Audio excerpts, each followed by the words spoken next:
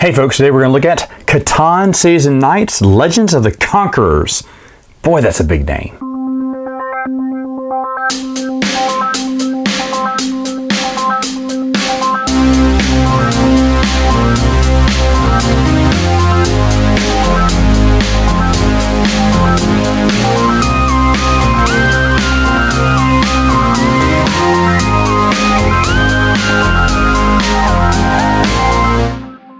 Alright folks, doing this one a little different today because you already know what Catan is, you can already know what a setup looks like. I'm just going to show you some of the things here in the book and kind of show you what everything is. This is scenario 1 here, and by the way, spoilers I guess on everything, but it shows you how to pick it up, and it puts these little conquerors. This is where the conquerors will start, and conquerors are these little tokens here that you'll place in those areas there. You also have a directional token. It'll either be on the seaside or swamp side up, depending on how many players you're playing and what level you're playing. This is seaside, this is swamp level. Whenever you have to place new ones on the board, you'll take this die, or you're moving them, I should say, maybe even. You'll move them this way by rolling this die, and whatever color pops up, that is the area that you're pushing them.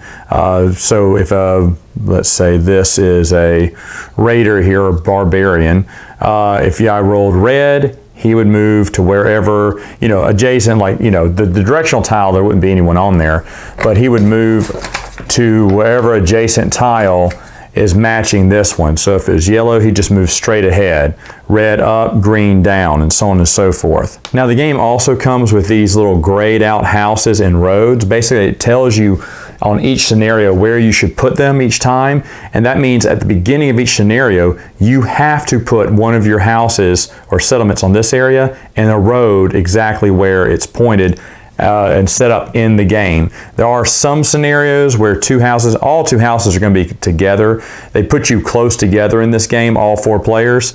So sometimes they'll even have this symbol here. This means you cannot put a road. If you're going to put your second settlement or city there, you can't put a road there to begin the game off. You can put one later, but you put this to remind you, because sometimes they're pointed straight together and there's that one road in between. It's going to be a race for it. Can I put my second house there and put my other road there? No.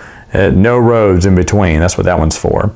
Also, when they go about conquering these little tiles, basically you'll have these little flag tokens. They basically double for the little number values here on the tiles, but you'll usually be using these. Use your base game for the numbers and use these as much as you can just to signify areas that they have controlled in the game. Now also to the side of the area, you'll have these. These are little 2-for-1 trades depending on what commodity you have. Also, you flip them over and they go against the coastal area too. And again, the game will tell you, depending on your strategy, what you're going to do here. Now, in this scenario, most times you will not be using the robber. The robber tile will not be used, robber token will not be used a lot. Instead, you'll just have to go down to 7 cards if you roll a 7, and of course collect nothing. There's also a track. There's a track for each scenario here. This is the track for scenario 1. You put the barbarian ship here, and every time you rolled that barbarian icon, just like in the Cities and Knights game, you would move him across the track. But there are different things on this track that you may see. In fact, they have these purple flags. Purple flags mean, hey, you're going to have to bring one of the barbarians out from that area, or the conquerors or Vikings or whatever they want to call them here. And so you have these guys here, and they're stickers. You just put them both on there. For this guy, if it's a 2, purple flag 2, then I put a 2 out there. I put a level 3, 4, and 5 as the game gets closer to the end. There are also some areas on this dice that says, hey, they're going to move red, they're going to move green. It basically automatically moves whatever existing bad guys are out there across Catan. When you see the battle axe, those are the regular ways that you would beat the invaders back. Just like on Cities and Knights, where you had to add up the total number of, I believe, cities and then the total number of ninth strength to beat off the barbarians. So those old school ways of doing things from the Cities and Knights expansion would be the same when you see the little battle axes there, there, and there. Now when it gets down here to the end, that is the end of the game. Now the end of the game, the end round, they have these round cards that are really awesome. You hand these out to each player. So defeat, hey, if in a 3 or 4 player game, if they cover and conquer this many hexes, you know, 7 in a 3-player game, 10 in a 4-player game, then you lose the level. Victory though, if the barbarian ship reaches the last section, meaning you've held them off, bravo, good for you. Or if someone can get 13 victory points, which is not easy in this game. This game, you're basically building armies left and right and activating armies and moving them. Now, also to give you this other helper here to kind of tell you, hey, that's a barbarian raid, same as the old. There's the Conquerors land, and there's what those Conquerors marches mean there. So these are really helpful little player aids that you can give out to everyone. Now, at the end of each level, you will also be using this tracker for legend points. Every time you take place in a battle, and in battles, you must be able to have a bigger number to beat the invaders with. If you have a bigger number than 3, then you won. And everyone who participated in that battle will move up the Legends track. And so you'll move up here, and this is one big game, all 3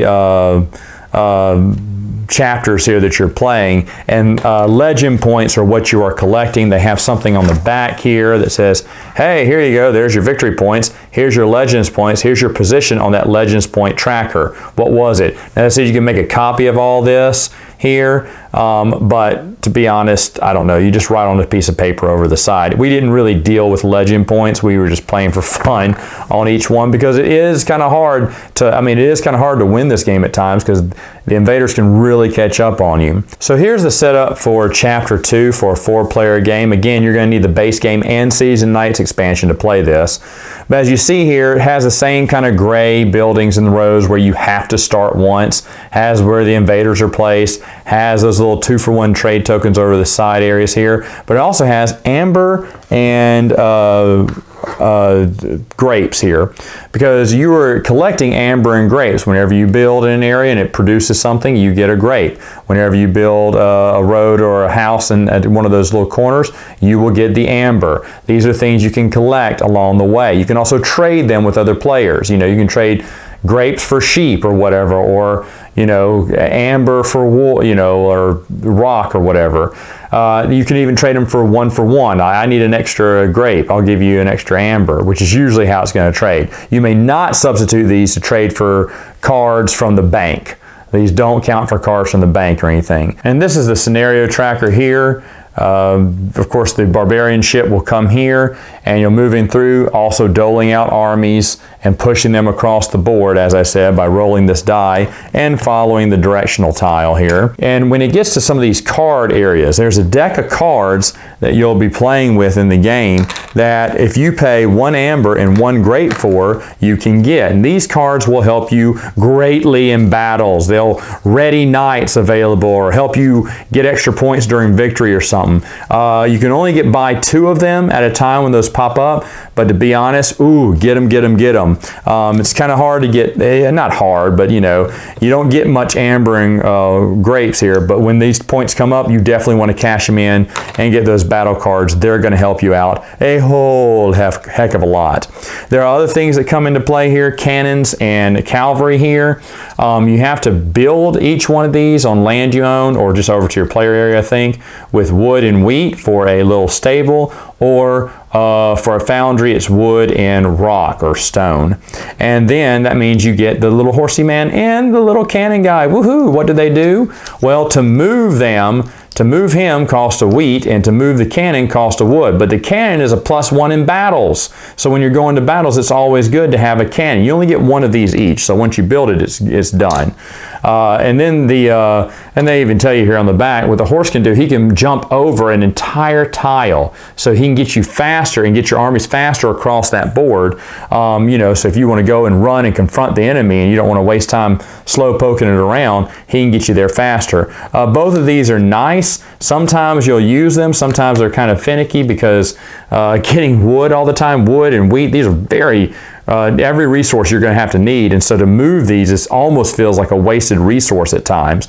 But they are nice to get, and I think just about everyone in the game wanted them. I should have mentioned in scenario 1 and 2 and even 3, it'll tell you what you're going to start off with. Sometimes you start off with one city and 2 settlements. Sometimes it's 2 settlements in a night, or it just depends. It could be a settlement city and a night. I think in chapter 3 it is. But you'll just read the book to see what your starting resources are. But that's basically amber and grape, something that you'll be trading in to get these battle cards, because you're going to be doing a lot more battle and you're going to need these. I should also mention that you'll replace the blue flag cards from the original deck from Cities and Knights, and you'll replace them with this one from the expansion. These give you scenarios that basically just deal in war and are definitely going to help you out in this time. All of these cards are really good, like giving you extra legends points, for participating in battles, or, readying all your knights. All your knights went to inactive. Well, there's one card. Instead of paying 3 wheat to activate each one, or, wheat per army, you can play one of these cards and activate all of them. Now, scenario 3 is basically the end-all battle, free all Catan. You're putting basically all of the invaders on the board, and they're slowly going to come charging in, and it's going to be disastrous. You have your starting places, of course. You have the no roads built here. You have where to place and how much amber and grapes to put in certain areas, so you can still be trading for those battle cards. But the only extra thing it adds is a different board here. Of course, you're starting here, moving all around. Here, of course, means everyone can build more roads. Here is awful. That means if you're trying to bunch up and kind of surround and in fact, I forgot to mention, of course, you have your little player aids here. Here it is for chapter 2 there, 14 points someone can win, or if you stave off the invaders from capturing so many tiles, you'll get that victory. And again, all the things I mentioned, how many cards you can buy of those for grapes and amber. But let me get to 3 here, because I'll be honest, these player aids are just perfect. You count the remaining fortresses in the game. A fortress means they're going to stack one of these little rewards over them. You have these reward tiles that you're going to stack underneath, just secretly without even knowing, underneath one of the armies, and that means it's a fortress. And once you beat them, you'll get the reward underneath, whatever it is. So it'll basically tell you in chapter 3 here that, hey, count the remaining fortresses on the board. If you have defeated, if 3-player game, you've defeated 3 to 13, hey, good. Or it tells you how many you have to, how many are left. That's a victory there.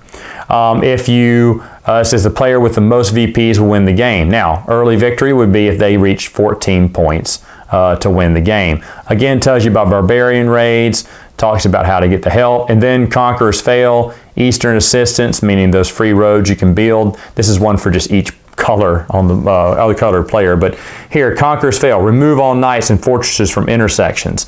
So that's really awful when you get that. Basically just splits them apart, removes them. And it makes the game a little bit harder because you're trying to rush and try to take down as many of these fortresses as you can.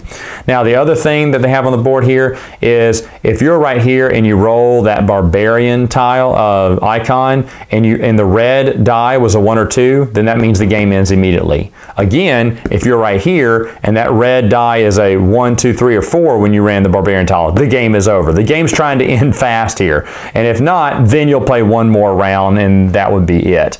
After all 3 rounds, again, there's the Legends Tractor for conquering battles, and it'll basically tell you how that works. In fact, battles are very easy. Of course, regular knights are 1 point, and the big knights, the bigger knights, are 2 points. A mighty knight is 3 points, but remember, you need to unlock that technology to be able to get a mighty knight. I should say to get a strong knight, level 2, it says you can go ahead and pay 2 ore and 2 sheep and just upgrade it right away. Usually you had to make one and then upgrade it later, but in this game you can upgrade it to a strong knight right away. And usually that's what everyone's going to be doing, because you're going to be fighting with a lot of strong knights. You want to bring the biggest army you can against these invaders. But that's basically what it is, just a bunch of fighting. At the end, of course, you would add up all of your legendary points. Whoever has the most points wins. Final thoughts. What do I think about the game?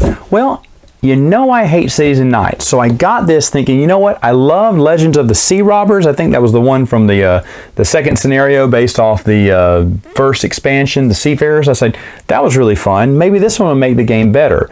No, it amplifies everything about the game I hate. Which, good news for Cities and Knights fans, this is something you'll want. It is constant battle. You think the game refuses to let you play like Catan. It does not want you to play like Catan. It wants you to go to war all the time and everything. And I just don't think that's what Catan is about. That's not what makes Catan fun. Now, again, I'm in the minority. People love season nights. I do not. I bought this thinking maybe it would make a difference, but no, you were even more focused on war than you ever were. Forget about trying to expand, win the natural way, or even get a few points, because the barbarians are coming and you're trying to get as many points as you can. Now, sitting down, taking all three scenarios is going to take the better part of a day. I'll be honest, there's a lot of analysis paralysis on what to do, where to go. How do I get this? How can I expand? Because you want to get more resources, but how can I do that? I've got to get more army out there. I mean, the game is really intense. After it was over, we decided to play regular Catan. It was much more relaxful. But anyway, again, if you're a Season Nights fan, yes, this is good for you. If you hate Season Nights like I do, avoid this at all costs. All right, gamers, that's all the time I have for now. Until next time, you know what to do. Game on!